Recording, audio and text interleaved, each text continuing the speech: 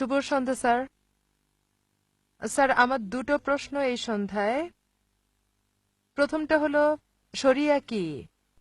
কারণ আমরা কোরআন মানি পবিত্র গ্রন্থ, জীবনধারণ সবকিছু এর উপর ভিত্তি করে।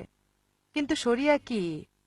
কারণ গতকাল বিবিসিতে দেখেছি অপরাধীকে শাস্তি দেওয়া হচ্ছে শরিয়াতে যা লেখা আছে তার উপর ভিত্তি করে। আমি জানতে চাই এটা কি। এটা আমার প্রথম প্রশ্ন। দ্বিতীয় প্রশ্ন,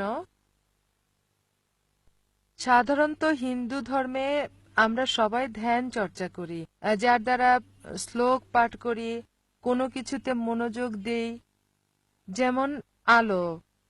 কিন্তু আপনি যখন শ্লোক পাঠ করেন, আয়াত পাঠ করেন, কিভাবে মনোযোগ দেন আয়াতের উপর, বা কিভাবে ঈশ্বরের সাথে কথা বলেন? এটা আমার দ্বিতীয় প্রশ্ন স্যার। বোন দুটো প্রশ্ন করলেন। প্রথম প্রশ্ন, তিনি জানতে চান শরিয়া কি।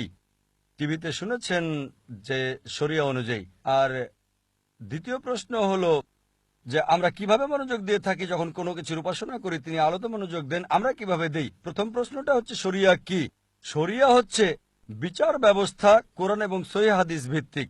যখন বলি তুমি কি শরিয়া মেনে চলো, তার মানে তুমি কি কোরআন এবং সহিহ হাদিস মেনে চলো। যদি বলেন একটা বিধান যে শরিয়া অনুযায়ী, মানে কি শরিয়া মতে কি মদ পান করতে পারবো, আপনি যা বলছেন তা হলো বিধান সর্বশক্তিমান ঈশ্বর প্রদত্ত কোরআনে এবং সহিহ হাদিসে নবীজি মুহাম্মদ সাল্লাল্লাহু আলাইহি ওয়াসাল্লামের কথা। আমাদের নবীজি মুহাম্মদ সাল্লাল্লাহু আলাইহি সাল্লাম যেভাবে বলে গেছেন। যদি বলেন বিধান কি শরিয়া মতে, তাহলে ঠিক আছে, মদ পান করতে পারবো। আমি বলবো শরিয়া মতে মদ পান নিষিদ্ধ, রেফারেন্স দিতে পারি আমি সূরা মাইদা অধ্যায় 5 আয়াত নাম্বার 90। সুতরাং শরিয়া হচ্ছে ইসলামের বিচার ব্যবস্থা পবিত্র কোরআন এবং নবীজির সহিহ হাদিসের উপর ভিত্তি করে। এবার আপনার দ্বিতীয় প্রশ্ন হলো, যখন আপনি কোনো প্রশংসা করেন আপনি আলোতে মনোযোগ দেন। যখন আপনি প্রশংসা করেন, আমরা কি করি? যখন আল্লাহর কাছে প্রার্থনা করি তখন যা করি সরাসরি ঈশ্বরের সাথে যোগাযোগ করি। আমরা প্রার্থনা সরাসরি ঈশ্বরের সাথে যুক্ত, হটলাইন, সরাসরি যোগাযোগ। এক্ষেত্রে আমরা যা করি অর্থে মনোযোগ দিয়ে থাকি। আমরা প্রতিমূর্তিতে মনোযোগ দিই না, কারণ আমরা বিশ্বাস করি না যে ঈশ্বরের প্রতিমূর্তি আছে।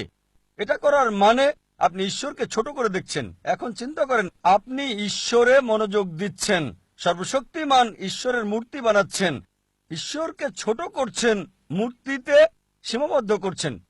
ধরেন যদি মূর্তি পড়ে যায়, ভেঙে যায়, চিন্তা করেন যে নিজেকে সাহায্য করতে পারে না তাকে ঈশ্বর ভাবছেন। তাই আমরা ঈশ্বরকে ছোট করতে পারি না, ঈশ্বরকে গালমন্দ করতে পারি না। এজন্যই প্রার্থনা করার সময় আমরা সরাসরি প্রার্থনা করি, অর্থের দিকে মনোযোগ দিয়ে থাকি। এ কারণে স্বাভাবিকভাবে আমরা সালাত আদায় করি। আমি বলি নামাজে মনোযোগ দেওয়ার ভালো উপায় হলো অর্থ বোঝা আর অর্থে মনোনিবেশ করা। এভাবে নামাজ আদায় করি। যদি প্রার্থনা বলি, বাংলায় প্রার্থনা মানে সাহায্য চাওয়া, অর্থাৎ অনুগ্রহ চাওয়া, দয়া চাওয়া। আরবি শব্দ সালাহ, এটা দিয়ে শুধু প্রার্থনাই বোঝায় না। সালাতে সাহায্য চাওয়া ছাড়াও কৃতজ্ঞতা প্রকাশ করা আল্লাহর কাছে এবং প্রশংসা করা সর্বশক্তিমান ঈশ্বরের, একই সাথে সর্বশক্তিমান ঈশ্বরের কাছ থেকে নির্দেশনা পাওয়া সালাতে। যেমন ধরেন সালাত আদায়ের সময় সালাতের ইমাম সূরা ফাতিহা পড়ার পর পড়তে পারেন সূরা মাইদা অধ্যায় 5 আয়াত 90, বলছে ইয়া আইয়ুহাল্লাযীনা আমানু, হে ঈমানদারেরা, ইন্নামাল খামরু ওয়াল মাইসিরু, নিশ্চয়ই মদ এবং জুয়া, ওয়াল আনযাবু ওয়াল আসলামু, মূর্তি পূজার বেদী, ভাগ্য নির্ধারণী তীর, রিজসুম মিন আমালি শাইতান, এইসব শয়তানের কাজ। ফাজতানিবু লাকুম তুফলিহুন। এগুলো থেকে বিরত থাকো যাতে সফল হতে পারো। এখানে কৃতজ্ঞতা প্রকাশ ছাড়াও, সাহায্য চাওয়া ছাড়াও আমরা নির্দেশনা পাচ্ছি, মদ পান করো না, জুয়া খেলো না, ভবিষ্যৎবাণী করবে না, মূর্তি পূজা করবে না। সালাতে আমরা পথ নির্দেশ পাচ্ছি আল্লাহ সুবহানাহু ওয়া তাআলার কাছ থেকে। এজন্য আমি বলি যে সালাহ একটি পন্থা ঈমানের প্রতি অনুশীলনের। এজন্য আমাদের নবীজি মুহাম্মদ সাল্লাল্লাহু আলাইহি সাল্লাম এবং আল্লাহ সুবহানাহু ওয়া তাআলা বলেছেন কমপক্ষে দৈনিক 5 বার নামাজ আদায় করতে। কারণ চারপাশে যত মন্দ কাজ আছে, যত নিন্দনীয় কাজগুলো আছে, যত পাপ দেখি, তাতে করে খুবই সম্ভাবনা আছে ক্ষতিগ্রস্ত হয়ে যাওয়ার। এজন্য আমরা নামাজ পড়তে থাকি।